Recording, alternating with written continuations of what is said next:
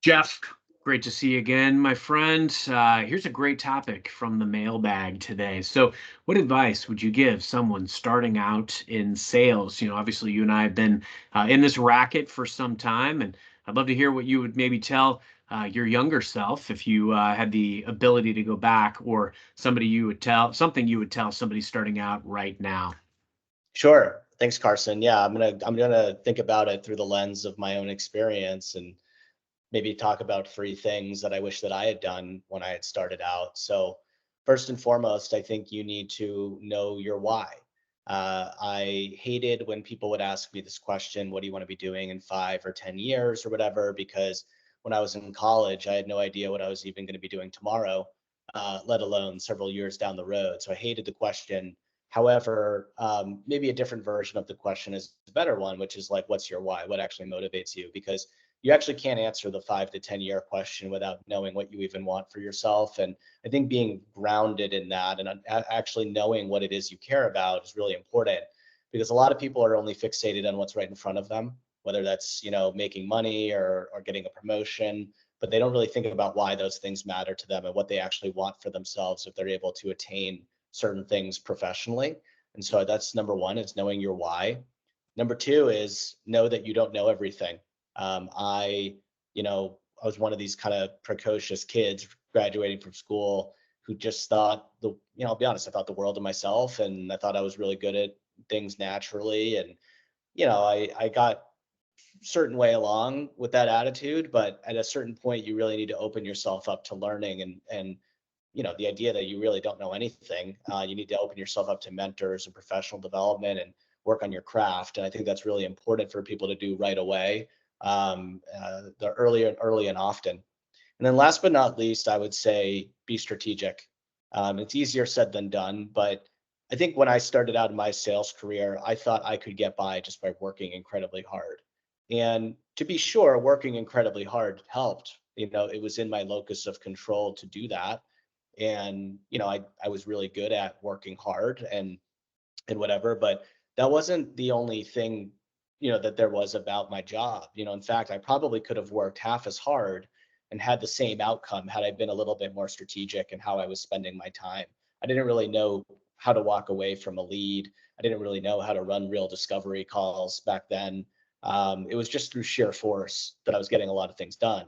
And so, when I look back on the early part of my career and think about how much more successful could I have been had I worked as hard as I was working, but also being strategic, I probably could have doubled my output. And so I think that's really important. Is now working hard is always important, is always great, but you also need to figure out how to be efficient with your time, and you need to be asking yourself a lot of questions in order to do that. And so that's what I would say is have some healthy paranoia about your efficiency. So with that, turn it over to you. I gave my three. Would love to hear if we have similar thoughts. If you have some other ideas about what you would tell the younger Carson. I love that, Jeff.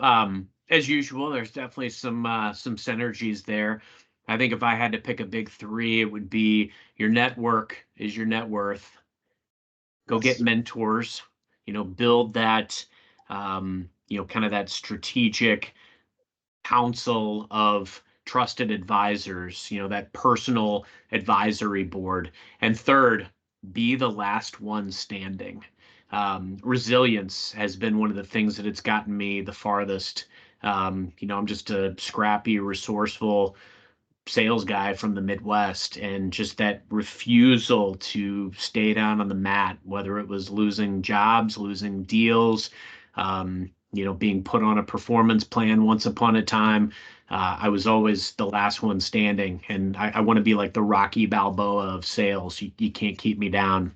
I loved what you said about, well, so many things, but what you said about the continuous learning piece and going out and making sure that you're arming yourself with all of these tools. I tie all this in as well to being a student ultimately of the craft. Really understanding all of the different parameters. I've had a lot of great mentors that gave me some of the lessons that you laid out, and I very much, it resonated with me when you said you made it so far on hard work alone. I was the same way. I was like, an early in career phenom that just rose the ranks because I was just driving over and over and over and working nonstop. But eventually, had a wife and kids, and you can't do that anymore. You can't work literally all day, every day, all night, every night, when that comes into play. But I would argue that I'm much more effective now than I ever was then because of that strategy piece, and that came with letting go of the arrogance and ego and getting mentors and going out and seeking people that were better than I was at literally everything. Um, I think that's the key thing is going out and being able to find folks that are performing at a high level and figuring out what is it? What's their secret sauce? How can I emulate that? How can I assimilate that into my way of going to business? And the reason that I started with your network is your net worth is because I got bit by that too. I started out, I thought because I was, having some success and getting promoted frequently in my youth, that I was going to retire from the first company that I really had ties with, and I was wrong. And when that didn't happen, I had zero network. I had not done an effective job of building strategic relationships in my organization and even in my industry that would make me better. So going back, if I could talk to my prior self, I would say double down on relationships and networking, making sure that you're a master of your craft, that you're a true student of the game. Seek out mentors proactively. And a mentor isn't always somebody that's senior to you that you want to have be your hiring manager someday. It could also be someone who's doing better than you at any given moment. There's also mentors of the moment. I have mentors from my past that I don't talk to every day anymore. They mattered a great deal at a certain time. It's kind of like any relationship. There's a lot of relationships that come and go in your life. They serve a purpose at those moments. So I think that's key. And then finally, be the last one standing. I always like to say, like, my work begins when somebody says no or it can't be done.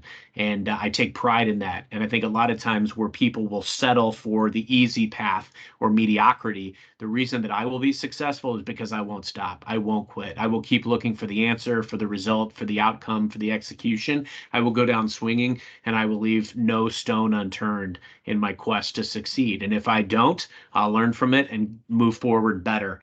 And that is what has helped me be successful in my career.